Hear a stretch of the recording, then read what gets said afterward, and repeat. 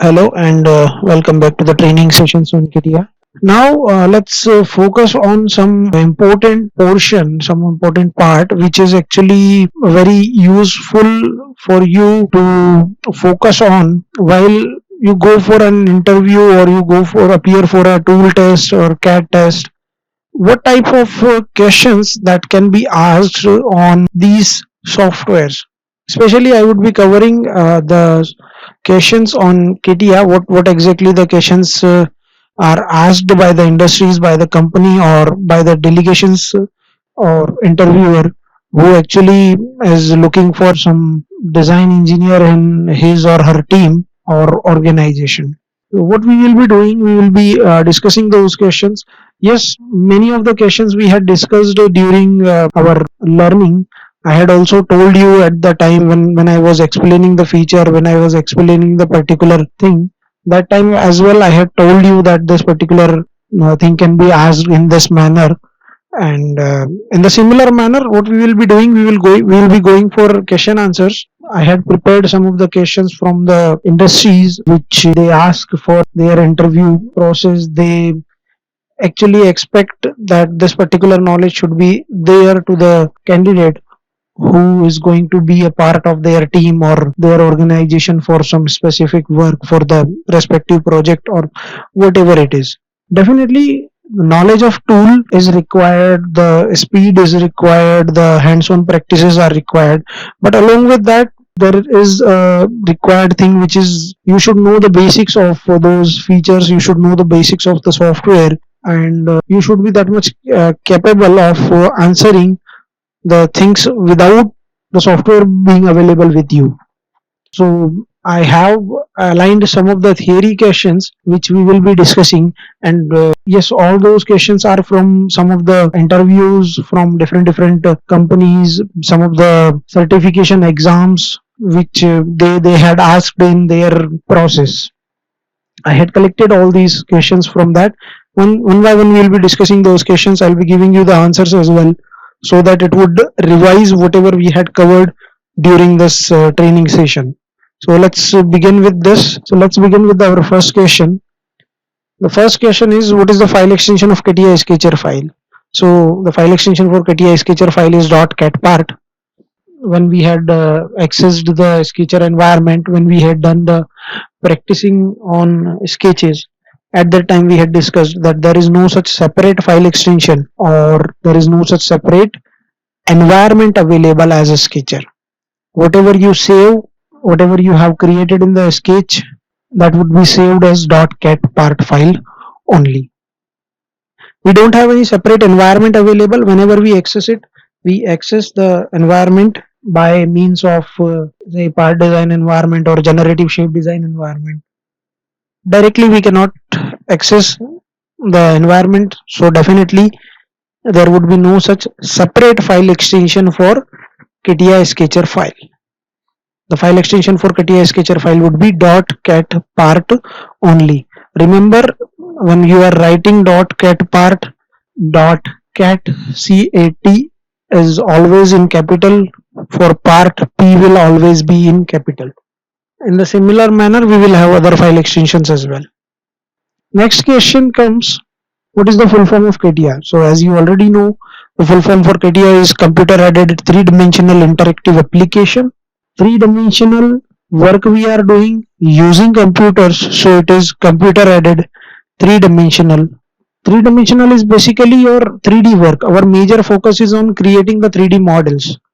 If I'll talk about any other software, say AutoCAD, so that particular software is dedicatedly based on 2D work. We prefer to go for creating the 2D objects, 2D shapes. We apply the dimensions and all these things. So that is completely based on 2D. But this particular software, our major focus was on creating the 3D, maintaining that, modifying that, the parametric model, further modifications, creating the assemblies, generating the complex or critical shapes, converting them into solid, creating the assemblies, creating the sheet metal entities. Our major focus is on that. Once we are done with that, we will be going for say analysis, After analysis, whatever the result is, as per that we will be making required changes into the again 3D model. Once that complete 3D model has been verified and okay as per our requirements, then only we will be focusing on the 2D work, and that too the generative drafting. Whatever you create in the 3D model in the part design environment, that particular thing will be automatically generated as the 2D. So majorly, yes, we are focusing on the three-dimensional work, 3D work. Then comes the interactive application. Interactive application is basically the environments are available in such a manner that you can anytime interact with any other environment. Means, say you are working in part design environment and you want to work with the surfaces, then you can anytime shift and you can continue your work. We had done that as well while we were working with generative shape design. Once our work was done, we shifted down to part design. We converted that particular surface into part, and after that, yes, we could have continued if any other feature or any other thing is required to be applied. So you can anytime interact, you can anytime switch the environments and work on that. I don't need to open a new file if I am switching the environment. This is the advantage of this particular software. Next question can be asked: is it possible to increase or decrease the size of planes or the axis system in CATIA Workbench? If yes, then how? So definitely it is possible. We had done that.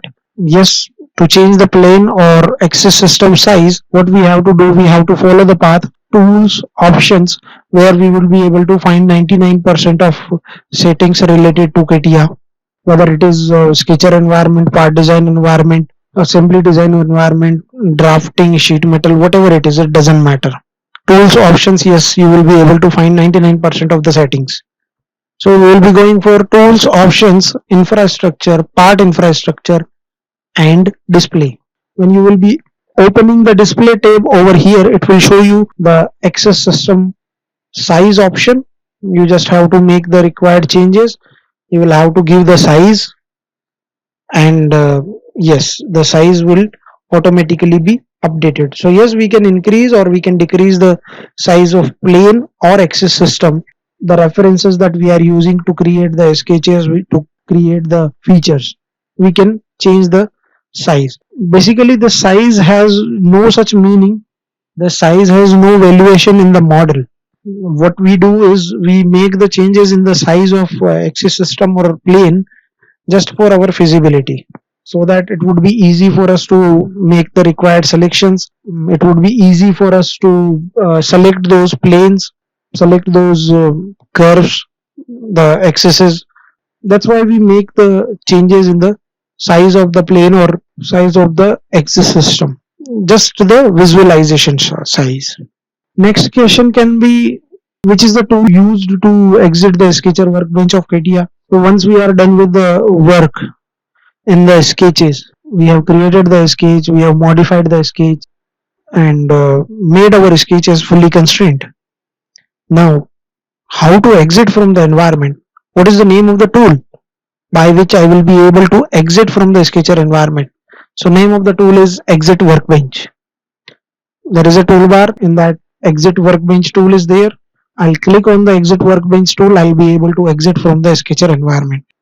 Along with this, there can be one more question, that which particular tool or which particular option is there by which you can actually enter into the sketcher environment. That is again for already created sketches. I'm not saying I want to create a new sketch. What I'm saying is I have already created a sketch. I have left the environment, exited the environment using exit workbench option. Now I want to re-enter into that to make some modifications. So for that, I just need to double click on the sketch. Definitely I will be able to enter into the sketcher environment. Next question can be: what is the use of construction element? Basically, use of construction element is to define, is to convert, or is to show a particular object as a construction or reference object. Say I am using some particular line, I am using some circle as a reference. That is not part of my sketch. I'm using that for as a reference. Reference can be, say, I'm using it for applying dimensional constraint. I'm using it for applying geometrical constraints. So what I'm doing is I'm using that as a reference. For that, definitely I cannot remove that from my sketch. But I know that that particular thing is not part of my sketch. So in that case, what we can do is we can convert that into reference element. The option is available in Sketch Tools toolbar. I'll be selecting the object and click on reference element option. So what will happen? That object will be converted into a reference entity. So that particular object will be there, but it will be as a reference, and I can use that reference inside Sketch only, but not as a part of my object. Yes, I can convert a reference element into object file, and vice versa. I can convert a object into reference. Means a line can be converted into reference line, and similarly a reference line can be converted into a object line, or any other spline, circle, whatever, any other shape, any other profile. Vice versa is possible. Just to showcase, just to use that particular entity as a construction object, as a reference object, not as a part of a sketch. So this is your construction element. This is the use of your construction element that you use in sketches. There was one more construction element available, axis. That axis in the sketches. That axis cannot be converted into object, and similarly object cannot be converted into axis. But yes, object can be converted into construction element, and construction element can be converted into object. Next question can be, is it possible to hide the specification tree or history tree or feature tree which is available on the top left corner? Can we hide that? So yes, we can hide that whenever you are working with the any of the environment, whether it is sketcher, part design, generative shape design, assembly design, drafting, whatever it is, sheet metal or any other environment. In complete KDIA V5, if you want your specification tree, history tree or feature tree, model tree, whatever you want to call it, if you want that particular thing to be hidden, simply press F3, you will be able to hide that. Similarly, to showcase, again press F3, you will be able to see that. So using F3 function key, which is available in your keyboard on the very top, F3 function key, yes, you can hide or you can show your specification tree or history tree or model tree or feature tree in any environment, in any workbench of CATIA V5. Okay, let's move on to some next set of questions. What do you mean by ISO constraint? We had seen a term ISO constraint in sketches. Whenever we were going for sketch analysis, it used to show ISO constraint as a term. The meaning of that is simply that your sketch is fully constrained. Now, what does fully constrained mean is that we have restricted all degree of freedom of each and every entity of my sketch, as well as, in simple term, if I'll say the general term, it can be that we know each and everything about our sketch. So making our sketch is fully constrained is basically making our sketch as ISO constraint. The CATIA software shows fully constrained as a term called ISO constraint, which simply means that you know each and everything about your sketch, means its dimension. You can actually indicate the dimension, the position of each and every entity of your sketch. Also, all the degree of freedom of each and every entity of your sketch is restricted. So that is your fully constrained in general term. In CATIA term, I would call ISO constraint. Next question can be, how many dimensions are required to constrain an ellipse? This is just an example. There can be another way. How many dimensions are required to constrain a rectangle, a square? It can be anything. So in case of ellipse as well, there are two conditions we have, that if my origin or if my center point of the ellipse is at origin, then I will need two dimensions only, the major axis and minor axis. But if the center point is away from the origin or any other entity, then I would need minimum four dimensions, because I'll need to define the position of center point from origin, x-axis value, y-axis value, as well as I'll need to define the major axis, minor axis. So it can vary actually. Minimum two dimensions, maximum it can be four.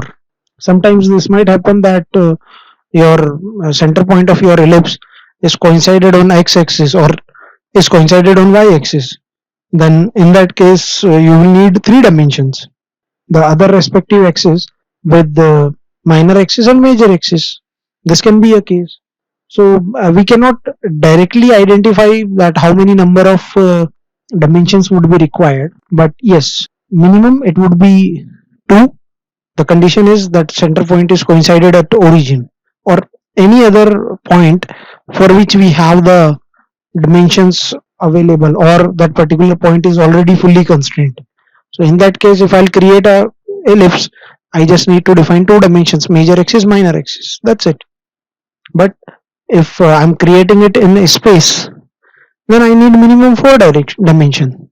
Major axis, minor axis definitely is must, along with the distance or the position with respect to origin, x-axis value, y-axis value. This is how we can give the answer, because whenever you represent yourself, you have to showcase your knowledge.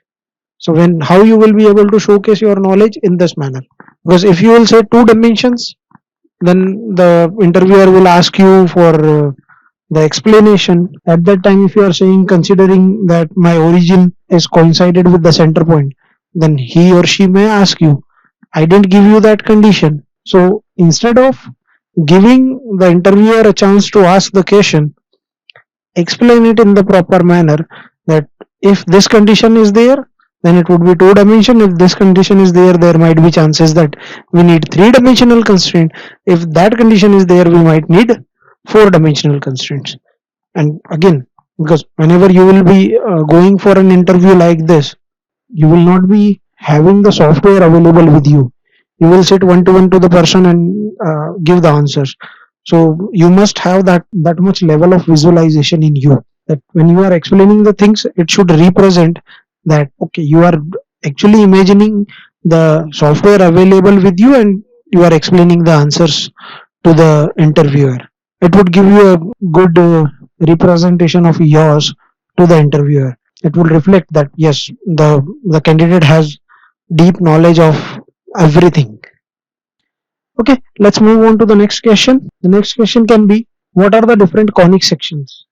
So when we were creating some conic sections, when we were creating the fillets, by default we were getting the circular shape, but there was some option available for conic sections as well. Even in the profile toolbar of a Sketcher environment as well, we had option available for conic sections. So what are different conic sections we can create? I can create a hyperbola, I can create a ellipse, I can even create the parabola.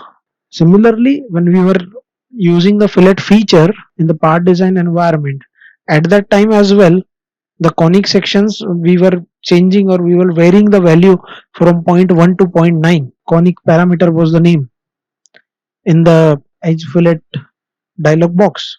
So what we were doing, we were actually maintaining the value zero point 0.1 to 0.9.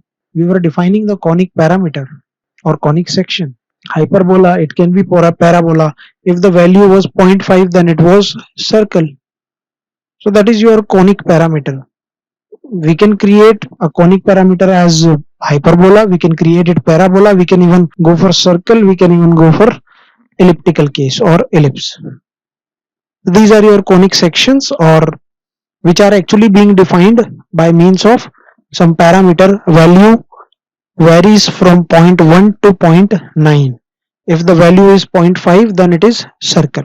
What is the use of sketch analysis? It's been a very good practice for us to use the sketch analysis. Whenever we had created the sketch, whenever we had applied the dimensions or geometrical constraints on that sketch. After that we had gone for sketch analysis. Why? We had gone for sketch analysis to check whether our sketch is fully constrained or ISO constraint or not, whether all the degree of freedom of each and every entity of that sketch are restricted or not. I repeat, sketch analysis gives us the result or the answer to the question that whether our sketch is fully or ISO constraint is or not. It also gives me the result whether I have restricted all degree of freedom for each and every entity of the sketch or not. So if I am unable to judge visually that my sketch is fully constrained or not, sometimes it happens. The sketch is showing as green, but there are some entities which are not visible to me properly and I am unable to find out. So at that time what I can do is I can go for sketch analysis. Sketch analysis will give me the status whether my sketch is fully constrained or not, whether my sketch is ISO constraint or not.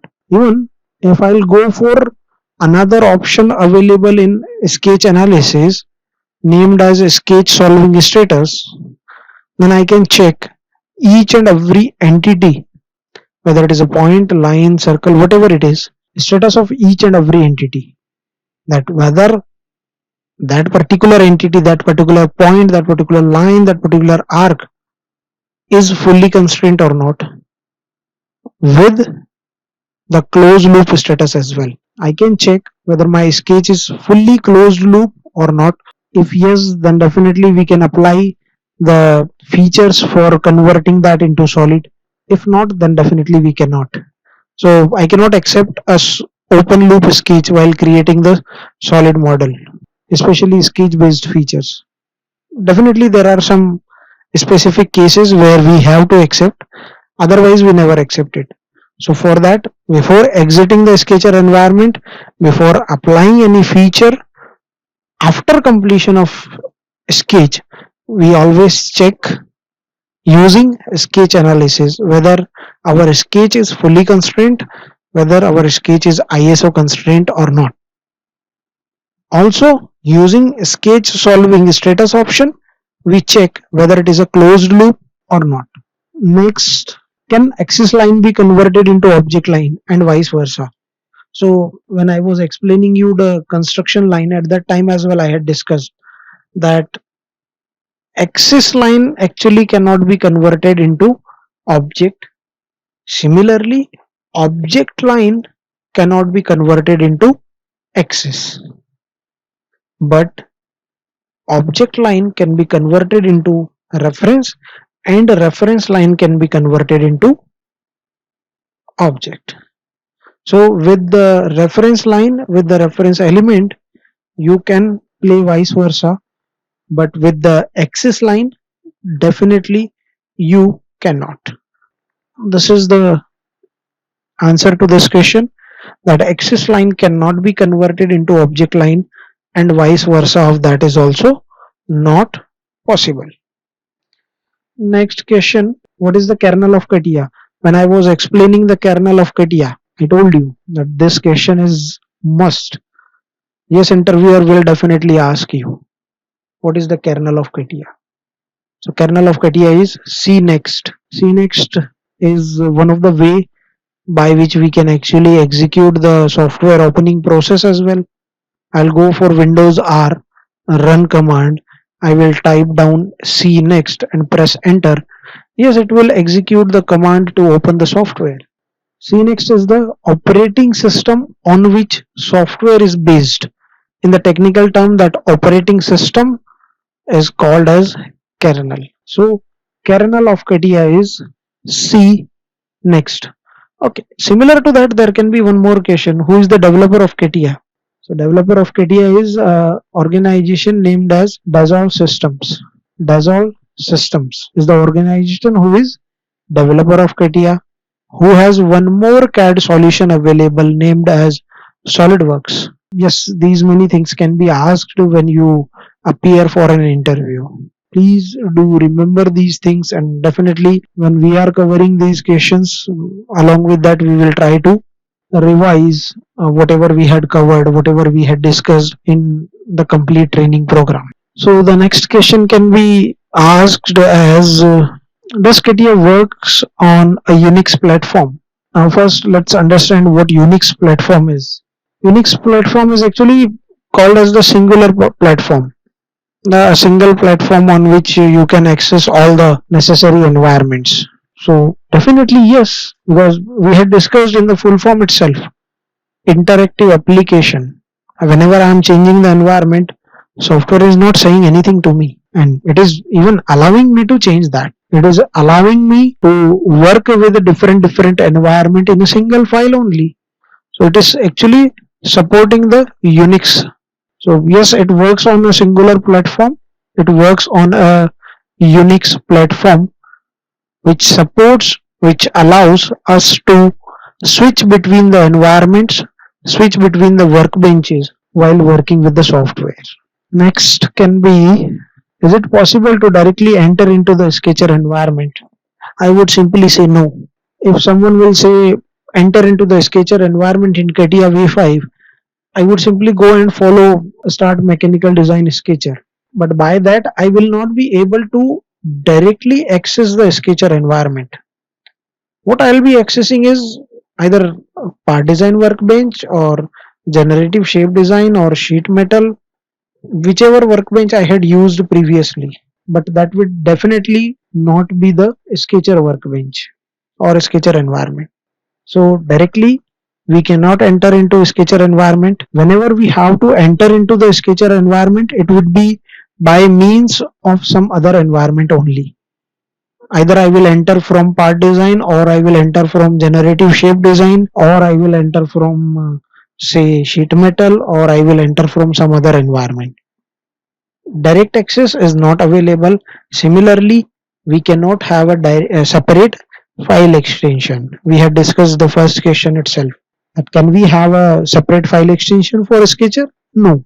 If you had gone through some other CAD tool, then in some of the CAD tools, yes, we have a separate Sketcher environment, we have a separate file extension for that.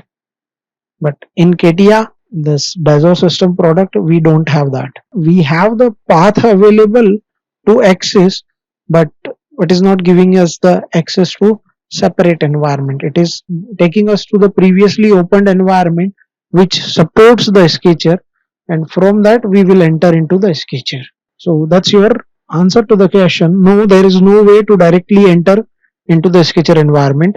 To access the Sketcher workbench, the only way to enter it from some other environment, which definitely we have used previously. Accordingly, it will open and it will keep the sketch option as activated, so that you just select the plane and you get entry into the Sketcher. This is how it works. Next question can be, what are the types of constraints used in Sketcher? Remember, we have used the constraints in assembly as well. So especially I had mentioned that what are the types of constraints used in Sketcher. If someone asks you what are the types of constraints in CATIA, then it should be a cross question from your end. Sir, are you talking about Sketcher or assembly? This would showcase your knowledge. Here I have mentioned types of constraints used in Sketcher. In Sketcher, yes, we have used geometrical and dimensional constraint. If someone asks you what are the dimensional constraints, then you should give the answer linear, radius, diameter, arc length, angle. If someone asks you that what are the geometrical constraints that you had used, then I can say coincidence, concentric, symmetry, vertical, horizontal, these tangent, these are the geometrical constraints we have used. So whenever you are answering, be specific, and if you are confident enough, then you can actually raise a query against the confusion as well. So yes, there can be a question, what are the types of constraints in CATIA? No, there are different types of constraints in different environment. Just like we have geometrical and dimensional in Sketcher, but we have some other constraints in assembly. So at that time, yes, we have the feasibility to cross that, whether you are talking about a Sketcher or you are talking about assembly. But that we can do in only one condition, if we have an idea about it. So that's your types of constraints in Sketcher, dimensional and geometrical. Next question can be, what is the difference between geometrical and dimensional constraints? Now, in the simple manner, if I'll answer, then geometrical constraints basically talks about the geometry which determines the shape of the object. A line is horizontal, so horizontal is basically the shape, it is indicating the shape property of the object. Line is vertical, it is indicating the shape property. Line is tangent, circle is concentric. All these are determining, all these are representing the shape properties. But if I'll talk about the dimensional constraints, then I would say the length of line is 100 mm. What it is indicating? It is indicating the size of the object. Diameter of a circle is 20 mm. It is indicating the size properties. So whenever you talk about the shape, then you will say geometrical constraint. Whenever you will talk about the size, you will say dimensional constraints of the object. So geometrical constraints are used to determine or define the shape of the geometry, while dimensional constraints are used for the size of the geometry. This is same for each and every tool that you use. If you are talking about geometrical, then it would talk about the shape. If you are talking about dimensional, then it would determine the size. Remember that. Next question can be, what is the color codes for under constraint, fully constrained and over constrained sketch?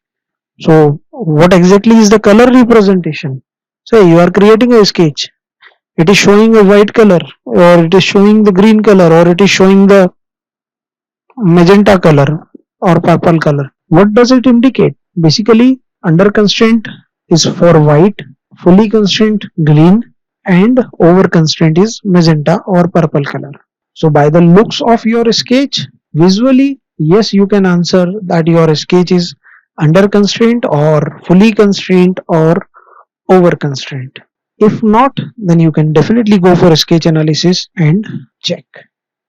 So whenever your sketch is in white color or your object is in white color, then you will be able to know that this particular entity or this particular sketch is under constraint. If your sketch or entity is in green color, then you will be able to understand that this is your fully constrained. And if it is showing in magenta or purple color, then I would say it is over constrained. Remember, these are the default settings we have in CATIA V5. If you want those settings to be customized, then that customization is also possible. I can define these color codes as per my own convenience. Normally we don't do that, because when we will go for making the changes in one, then we will need to make the required changes in others as well.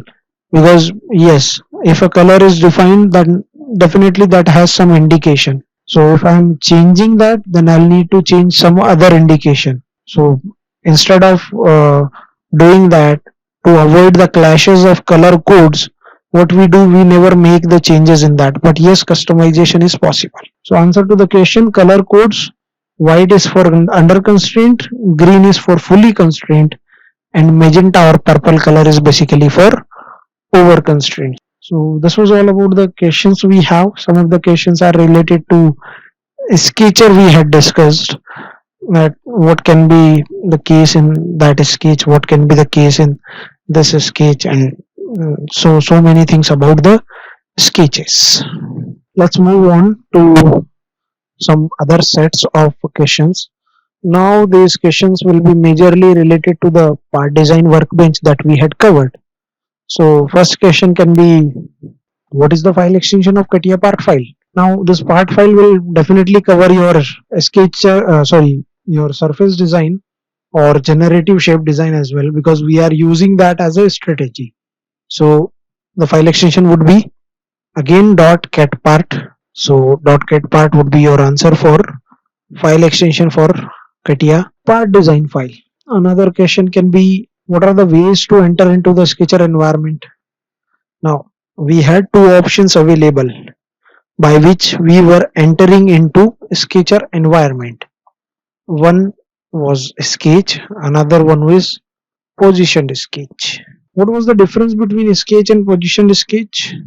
So if you will enter into the sketch, what you will do, you will select the sketch option, select the plane, and that's it, you are in the Sketcher environment. But when you use positioned sketch, then it actually asks you to define the orientation in which you want to work with the sketches. It allows you to maintain, to define, to determine the orientation of your sketch that you are going to create. When you are able to maintain the orientation, it makes easier for you to work. So positioned sketch allows you to do that.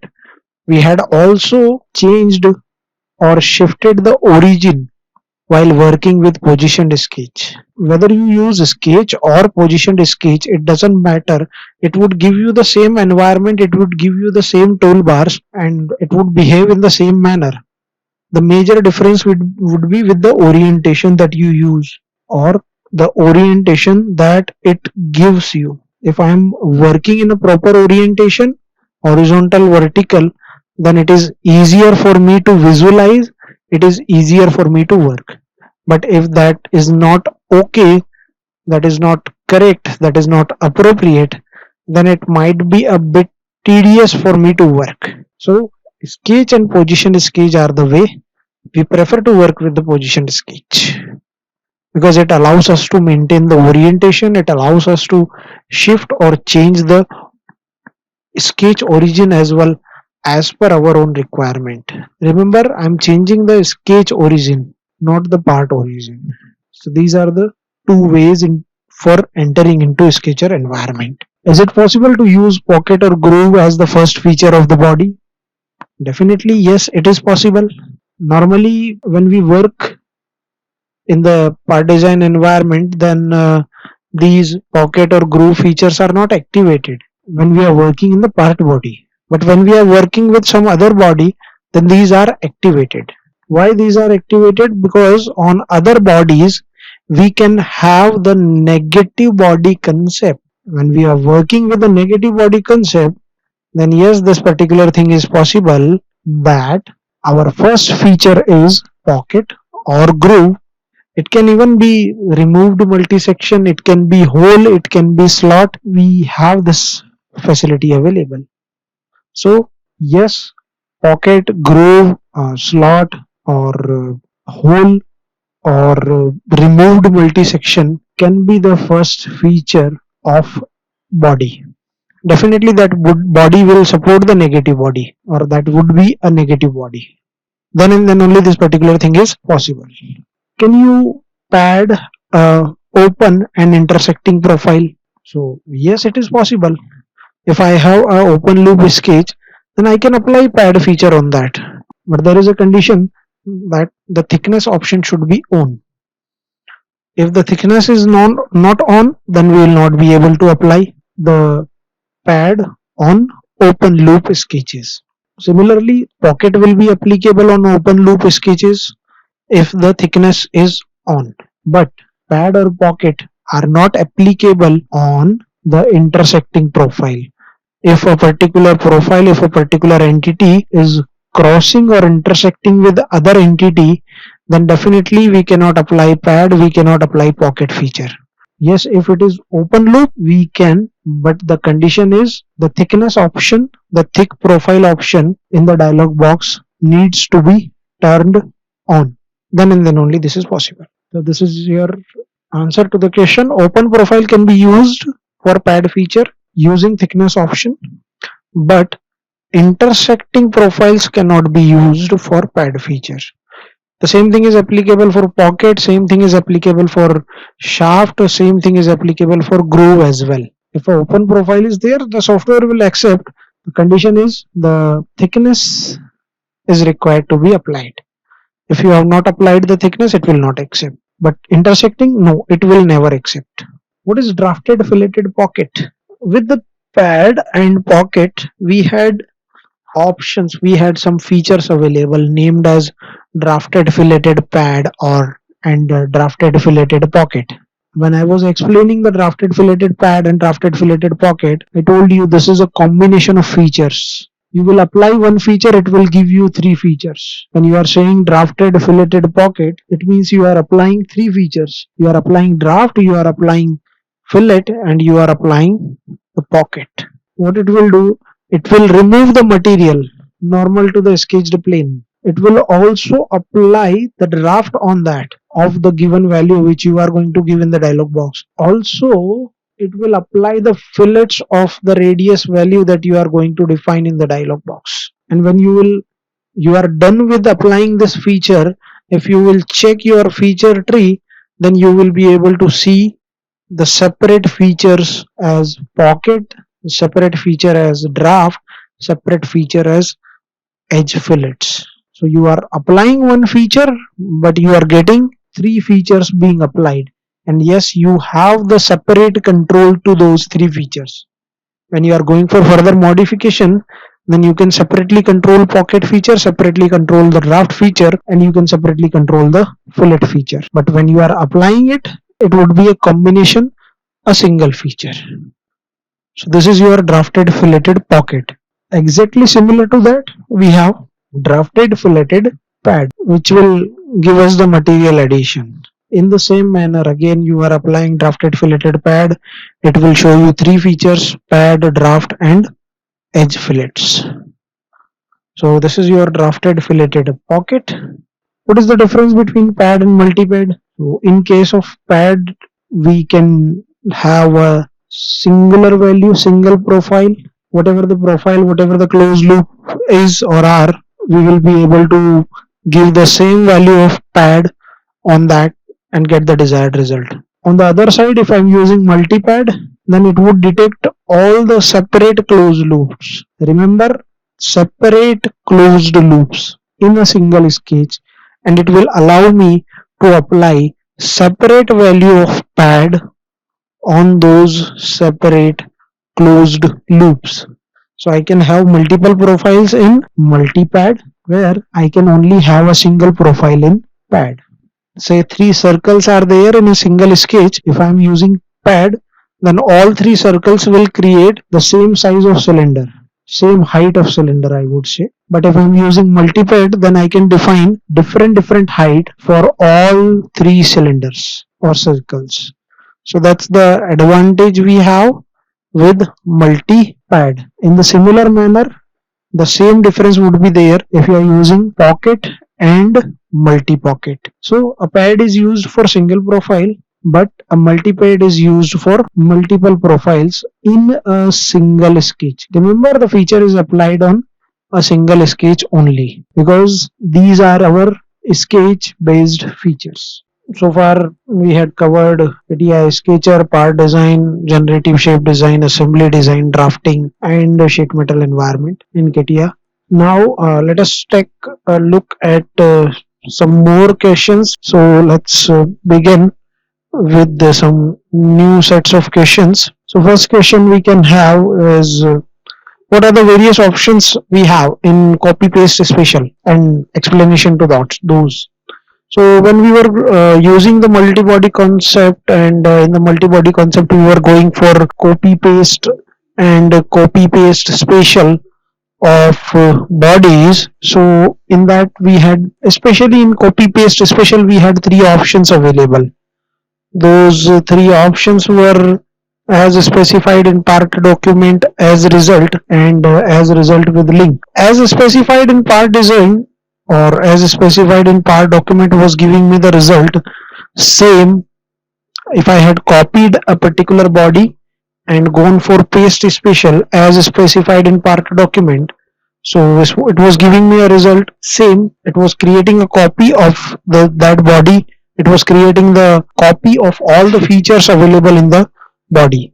Definitely there was no relation between those two. The parent body was separate, the pasted body was separate. There was no such relation between those two bodies. But yes, it was giving me the complete result as the new copied body, the individual one. Next option we had was as result. As result was giving me a dead solid, a non-parametric solid in the copied body, which has no dependency on the parent one. Say I have copied one body. After copying, I will paste that body using paste special option. I will select as result. It will give me a dead solid, a non-parametric solid as a result, which will not have any parameter available. It will just indicate it as a solid, and which also will not have any link with the part body which I had copied. So a non-dependent and a non-parametric solid I was getting. Yes, if further operations are required to be applied, that I can do. No issues in that. Then the third type, I will copy a body, go for paste special as result with link. So it will give me a non-parametric solid, but with complete dependency on the parent body. So if I'll make any changes in the parent body, those changes will automatically be reflected on the pasted body. Definitely the pasted body will be non-parametric, but it will have full dependency on the parent body, which is completely parametric. So I can make the changes in the parent body. Those changes will automatically be reflected in the copied body. These were the three options under copy paste special of bodies under multi-body concept CATIA part design we had discussed. We had used that multi-body concept. We had used this copy paste special for Boolean operations. I had given you the reason for that as well, why we are using copy paste special, and as a result with link option. How we have used that also we had discussed. Let's move to the next question we can have. Is it possible to create a negative body? If yes, then how? So definitely yes, it is possible to create the negative body. We had used that for applying Boolean operation. How to create a negative body in whatever body we are working? What we need is a first feature as the feature which we use to remove the material. Basically the feature, first feature we should have as say pocket, multi pocket, drafted filleted pocket.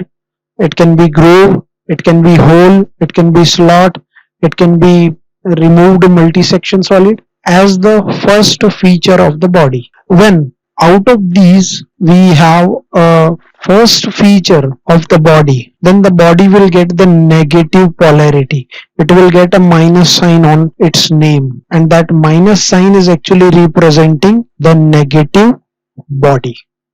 So yes, we can create the negative body in CATIA V5 part design environment. The negative bodies are actually created to apply the assemble Boolean operation, because it understands, it works only on polarity of body. So by default, when we use pad or when we use multi-pad, the drafted filleted pad, shaft or a rib, stiffener, all these features as the first feature, by default what we get is the positive sign on the body. That is your positive body. So there is a polarity available. But when we use pocket, multi-pocket, drafted filleted pocket, groove, hole, slot, or removed multi-section solid as the first feature, then it gets the negative sign on that, which is representing your negative body. So yes, we can create the negative body in CATIA V5 part design environment. The next question that we can have is, okay, what is the difference between assemble and add or remove Boolean operation? So as we had discussed in the negative body concept, simple. The assemble operation focus on or works on the polarity of body, but these add, remove, intersect or other Boolean operation, they actually don't care about the polarity.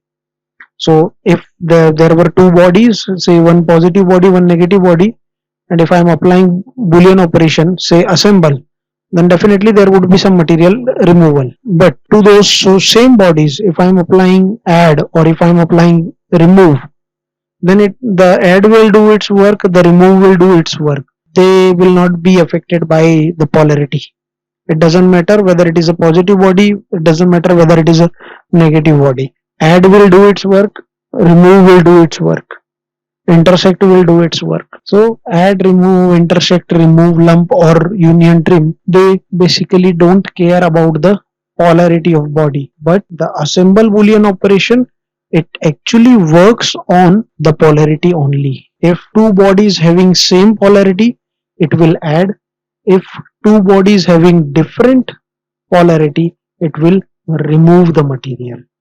This is what the difference between other boolean operation features and assemble boolean operation feature. For that only, for that assemble boolean operation only, we were using the negative bodies.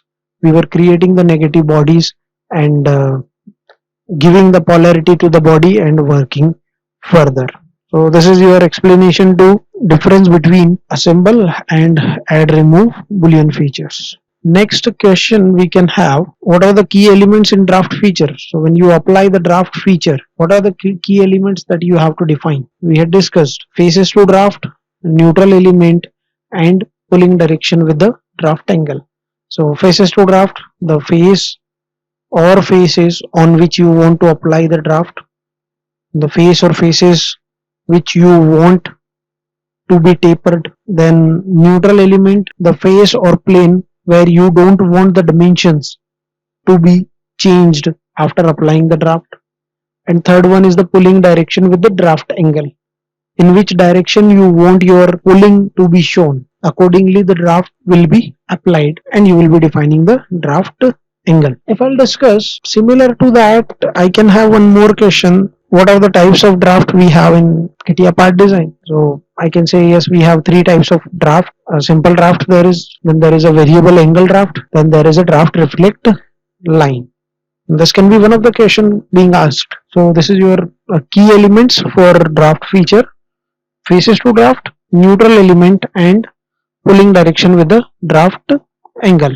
Next question we can have, what are the types of draft? So simple draft, variable angle draft and draft reflect line.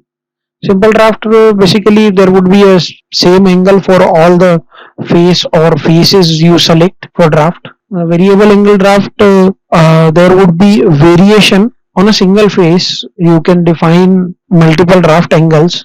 Say at one end there is a separate draft angle, at the center there would be some other draft angle, at the other end of your face there would be some other draft angle.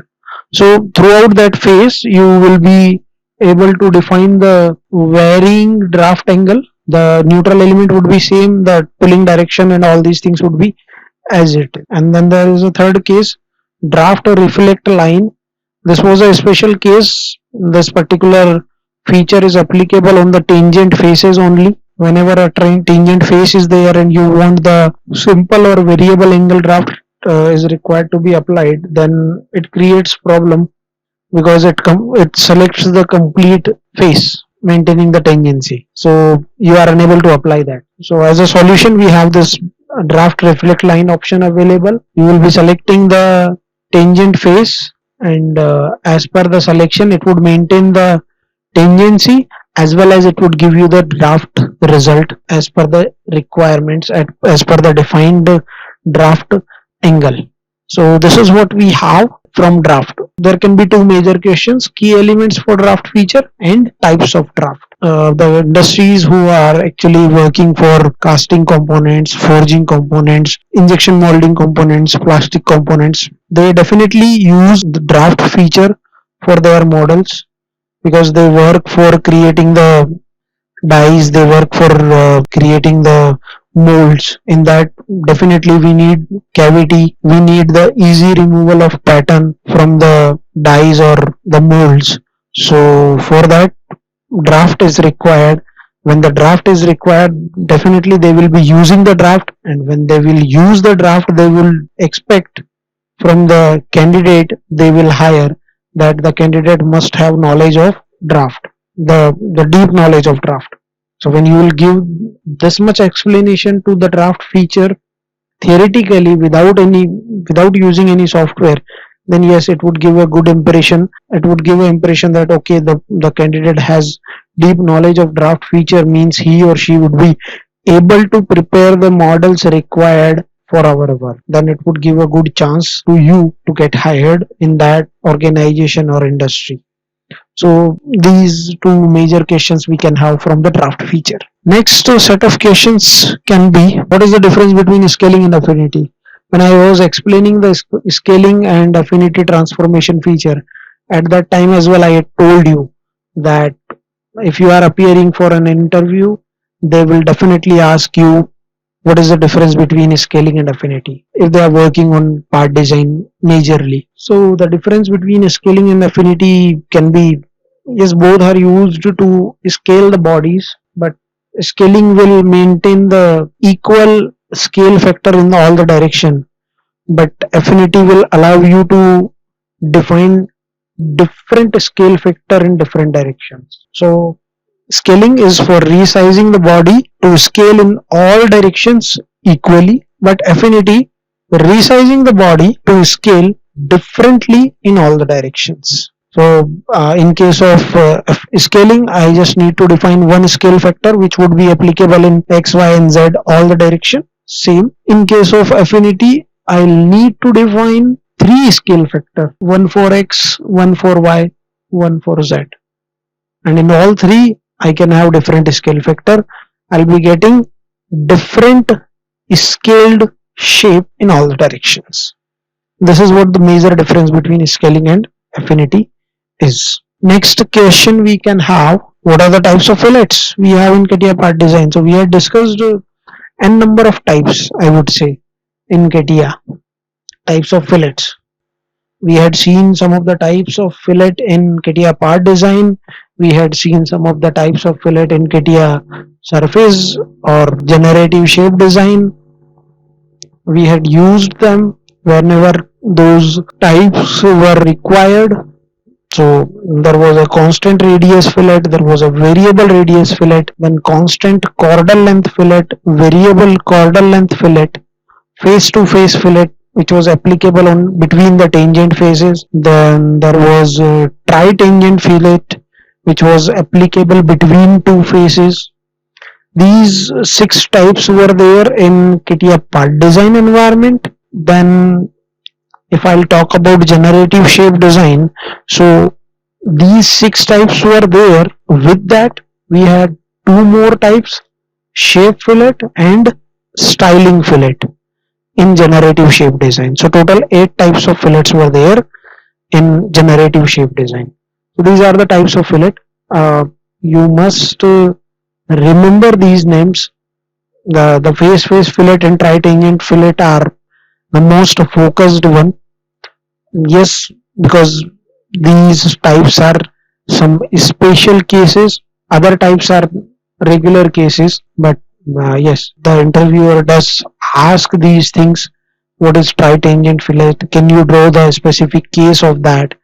What is face fillet? Where we can apply that? Sometimes they might ask you the types of fillet from generative shape design. So along with these six types, we can have two more, shape fillet as well as the styling fillet in generative shape design workbench of CATIA V5. Let's move on to the next question. Is it possible to apply other thickness to a face while using the shell feature?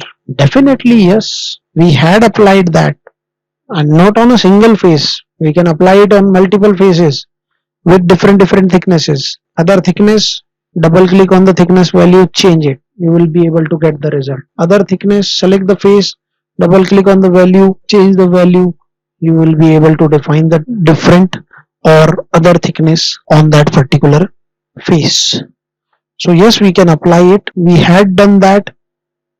By default, if I am not selecting any face in other thickness faces, then I'll be getting the same value of thickness on that face, on all the faces basically. But if I'm selecting any specific face for other thickness, then I can define a separate value for that, and I would be getting the result as desired.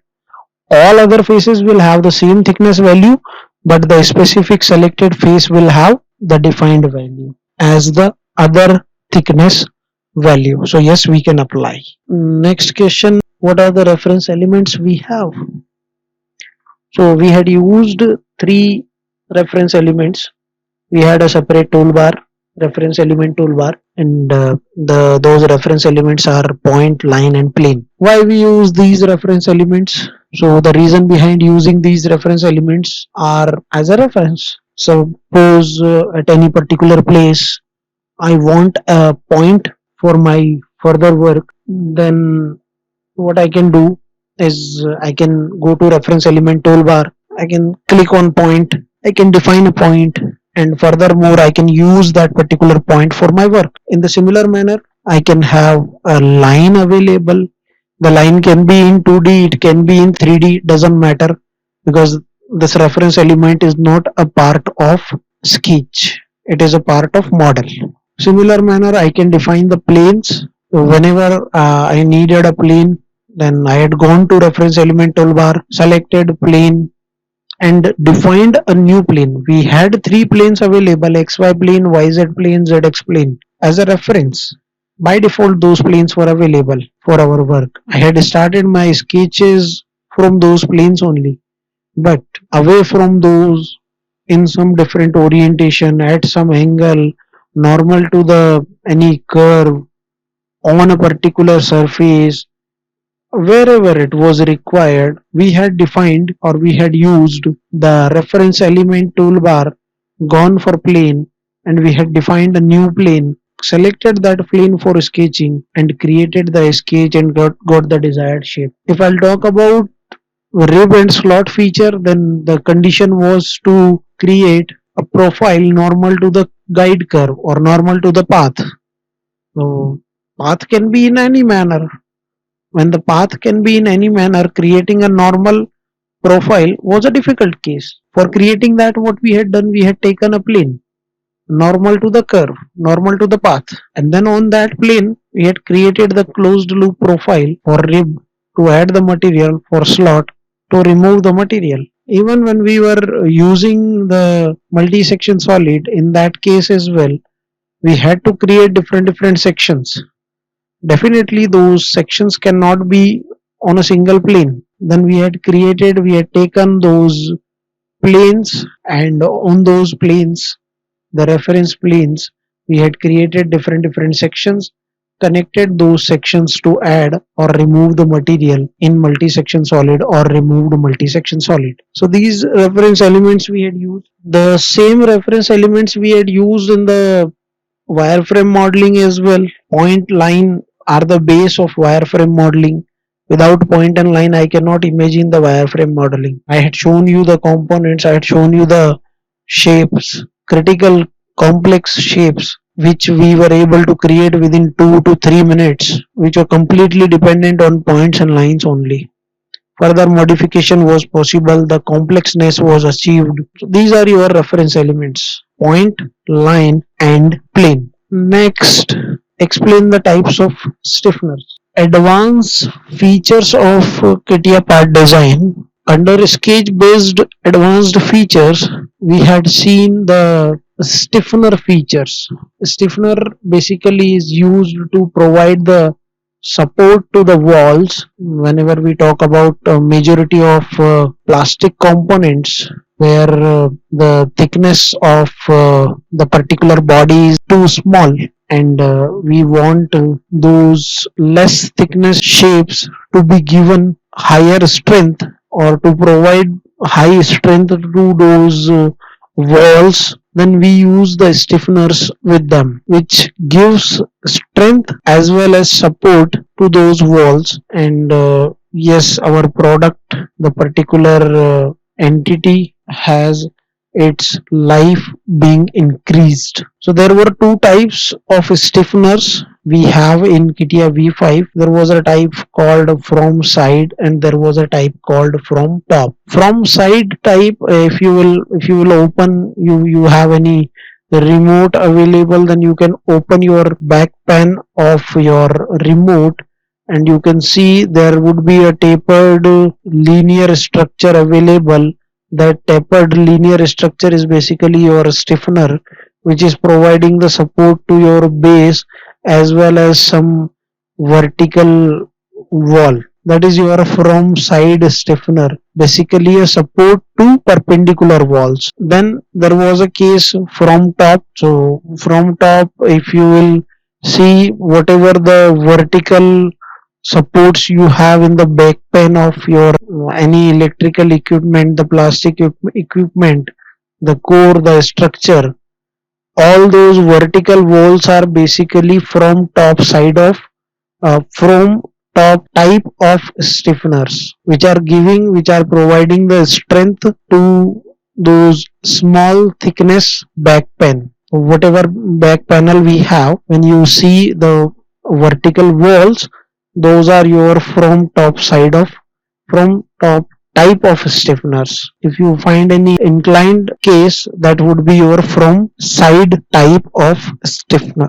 So these were the two types we had seen in sketch based features in CATIA V5. The next question can be related to the surface. So what is the thickness of surface? We had detailed discussions about it, that the surfaces has no existence. Still we are using the surface design environment. There is no such component which we can call that okay, this is a surface. Still we are using the surface design environment. Industries are preferring it, the design engineers are working on it, they are learning, they are working, they are creating the models. Why? So basically the surface design we were using for creating the solid models only, the solid models which are difficult and time consuming using the other environments. There are some critical shapes, there are some complex shapes. When we have to create those things, then we will be using the surfaces. Definitely these surfaces will be as a reference for our solid. But again the question comes, what is the thickness of surface? So thickness of surface is negligible, we have to answer. We cannot say 0 mm, we cannot say 0.1, we cannot say 0.0001, nothing. It is negligible. Thickness of surface is negligible, and surfaces are being used as a reference, as a strategy, as an approach to get the solid model as a result. This is your answer to the question. Thickness of surface is negligible. What is hybrid modeling? When we were starting the generative shape design environment, at that time we had discussed the hybrid modeling. Hybrid modeling is basically a combination of solid and surfaces. In a single model, I am using solid features, the basically part design features, as well as I'm using the surface design features. The features which are from your generative shape design workbench. Say I'm creating a solid model. In that solid model, I have to prepare some critical shape which is difficult using that environment, which is difficult using that particular workbench. Then I can shift down to GSD. I can create that critical shape. After creating that critical shape, I can again come back and convert that critical surface shape into solid. After converting that into solid, I can continue working with the part design workbench. For doing that, what I will do is I will keep the hybrid design option as turned on. When I'll keep the hybrid design option as turned on, then it will allow me to insert the references, it will allow me to insert the surfaces in the part body itself. Then and then only I would be able to say that I'm using surfaces as well as solid combination, or I'm using the hybrid design, I'm doing the hybrid modeling, I'm using the concept of hybrid modeling. So this is what you have as a hybrid modeling in CATIA V5. Next question we can have, what are the surface creation features in GSD? So for creating the surfaces, we had a complete toolbar. We had a toolbar, surfaces toolbar. In that there were features like extrude, revolve, sphere, cylinder, offset. In the offset we had three types: simple offset, rough offset, variable offset. Then we had features like sweep, adaptive sweep, blend, fill. These many features we have for surface creation. So I had written it: extrude, revolve, cylinder, sphere, sweep, adaptive sweep, fill, blend, offset. These many features we have for surface creation. Some of the features are required a sketch. Sometimes yes, sometimes no. It can be a open loop, it can be a closed loop sketch. Even you can create the surface using multi-section surface feature as well. You will need some sketches. I'm saying some sketches, more than one definitely. But yes, you can create them and you can get the desired result. Is it possible to apply the shell feature on a sphere? Or I would generalize this particular question. Is it possible to apply shell feature on any solid or on any surface without selecting any face to remove? I don't want to remove any face while applying the shell. Can I apply shell feature over there? The answer is yes. Because when you will go for applying shell on a sphere, if you are selecting a face, then the complete outer face would be selected because it has only one face. Then can I apply shell on that? Definitely we can. How? I will not select any face because it is not compulsory to select a face to remove for applying shell feature. If I am not selecting any face, then it will apply the given thickness on all the faces. So similarly, what will happen in case of sphere? The complete sphere will get a specific value of thickness which we had defined, and we have not removed any face out of that. So on a sphere, yes, we can apply shell feature. The condition would be that we don't need to select any faces to remove. Then and then only we will be able to apply. The question can be in that manner as well. That if I'm not selecting any faces to remove, then can I apply the shell feature? Yes, we can. Sphere was an example. The question can come in the generalized manner as well. Be prepared for that as well. You must know the concept, then and then only you will be able to defend yourself in the proper manner. Now, next question we can have is, what is the difference between product and component? What is the difference between product and component? When you are using the assembly design workbench in the product structure toolbar, we had an option called product, then we had an option called component. What exactly is the difference? So the major difference we have is product is representing the subassembly, but the component is representing the group of parts. Whenever there is a subassembly in the assembly, we will be using the product. But whenever we have to just create a group of parts for our feasibility, then we will be using the component. Definitely this group will not be part of final assembly. Each and every part will be indicated as a separate part only. Subassembly can be saved separately. This component cannot be saved separately. These many differences we can have between product and component. I'll repeat it again. The product is representing the subassembly.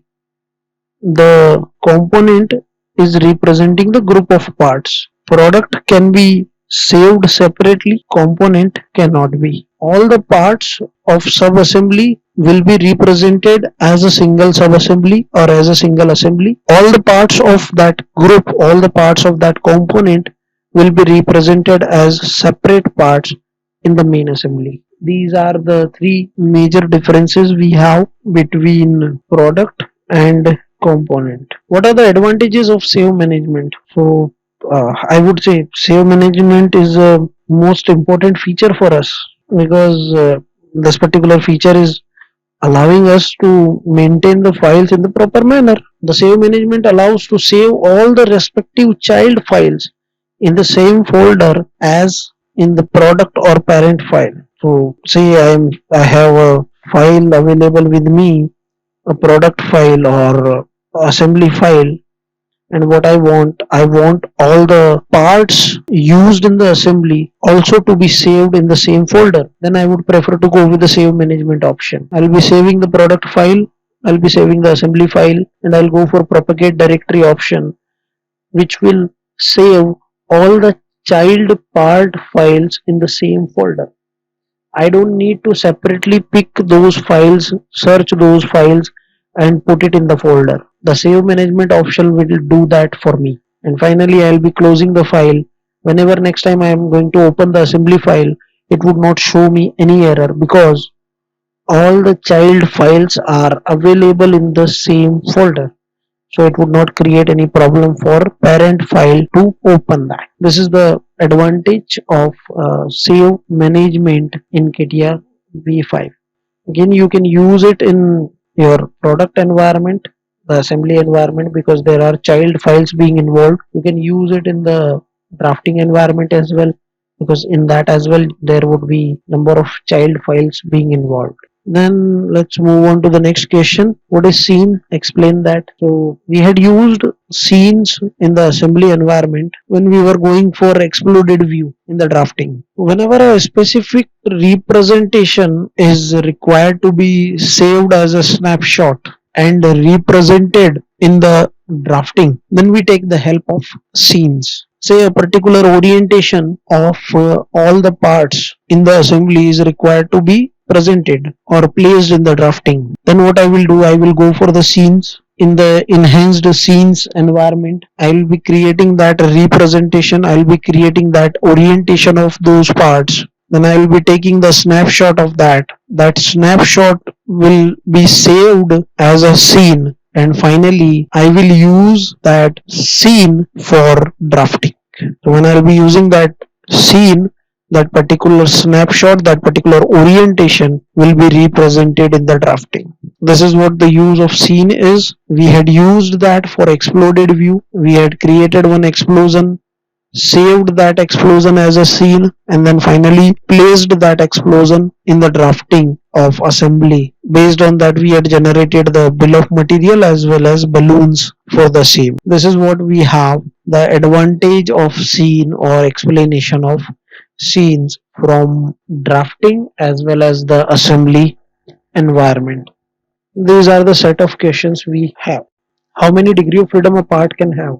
So whenever I'm inserting a particular part, or I would say particular sub-assembly, and I'm going for checking the degree of freedom, it has shown there are 6 degree of freedom, 3 translation, 3 rotation with respect to the assembly so and so. So whatever part, whatever sub-assembly you are inserting, whatever part, whatever sub-assembly you are calling or creating in the product workbench or assembly environment of CATIA v5, that will have total 6 degree of freedom, 3 translation about x, translation about y, translation about z, and it will have 6 degree of freedom, 3 rotational, rotation about x, rotation about y, and rotation about z.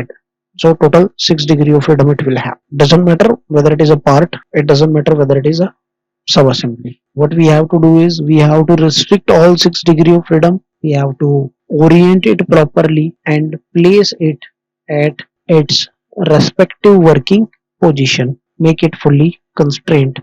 Then repeat the process for the next part or next assembly or sub-assembly, whatever it is. Next question, how do I measure the degree of freedom of part or product or component in an assembly? How can I check the degree of freedom? Okay, I have inserted, I have called, or I have created a part or a sub-assembly or a component in the assembly. How can I check it? So the best suitable way is to activate that using double click, whether it is a part, whether it is a sub-assembly or a component. Double click on that, go for Analyze tab, select the option degree of freedom. It will give you a dialog box. There are number of degree of freedom, 3 rotation, 2 rotation, whatever it is in context of the main assembly. It would show you that. Double click on the particular part, component or the sub assembly, go for Analyze degree of freedom. It will give you the result as the number of degree of freedom. If 6 degree of freedoms are there, then it would show you the dialog box that having written there are 6 degree of freedom of this particular part, product or component in context of main assembly, 3 rotational, 3 translation, it will show. Otherwise, if there are less than 6, then it would show you one another dialog box where there would be 2 rows available, one for translation, one for rotation, and in that it would show you in the form of 0 and 1. 0 means restricted, 1 means open degree of freedom. If there is no degree of freedom, then it would show you the dialog box, there is no degree of freedom of that part, product or component, in context of the main assembly. This is how it will show you or indicate you with the degree of freedoms for the specific part, component or product. This is how you can measure or you can analyze the degree of freedoms. Next, what is the difference between parametric and non-parametric model? So parametric and non-parametric model we had discussed when we were going for copy paste special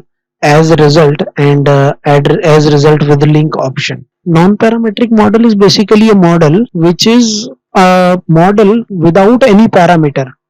If I want to make any changes in that, I'll not be able to, which does not have any dimension, which does not have any constraint being applied on that. The parametric model is the model with its parameter, with its constraints, with its features, which has a complete feature tree.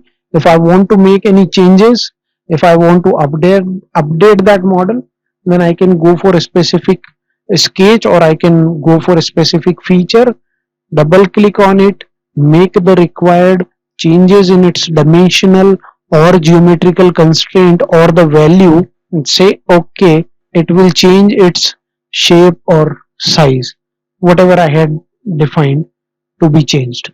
That is your parametric model. Non-parametric model, if you will double click on it, it will not give you any parameter. It will be just a dead solid, a solid having the shape or size being defined, but we don't know what exactly is its size is. We cannot even change it. Yeah, further operations are required to be applied, that we can do, no issue. But already created features, already created history is not available for that particular part, for that particular model.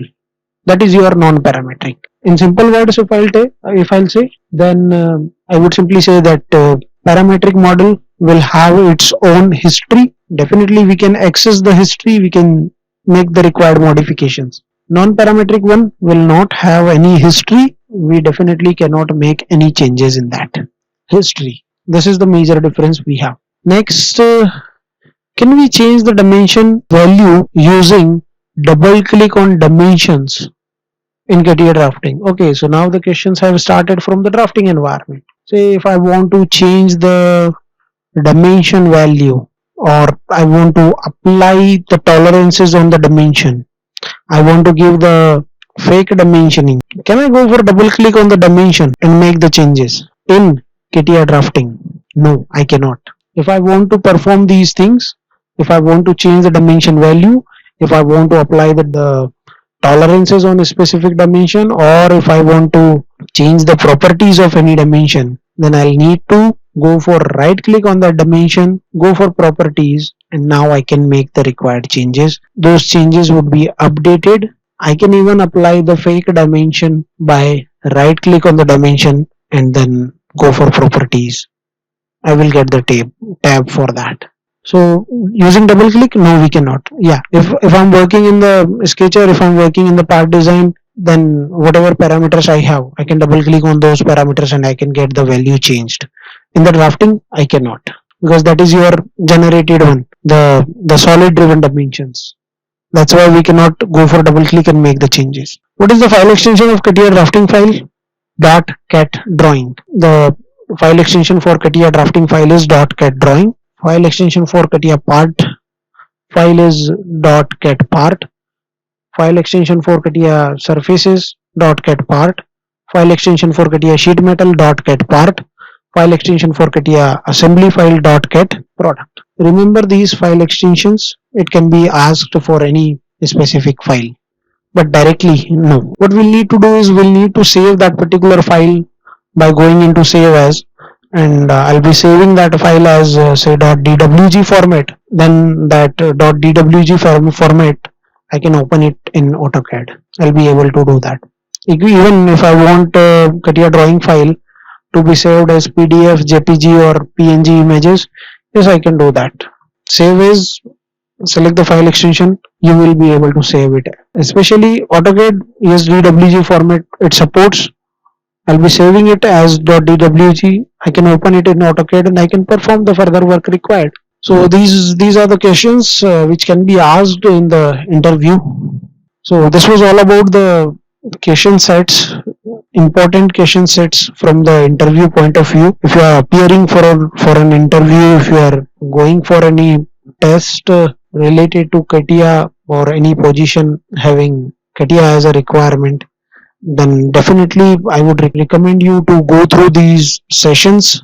I would recommend you to revise majority of things we have covered, as well as majority of things we have revised during these question answer sessions. I was able to cover majority of portion which we had discussed during the complete training, and all those things I had explained in detail, so that it will give you the revision as well as it will give you the clarity about the portions where the questions can be asked. So that's it from my end in this training program. All the best and thank you.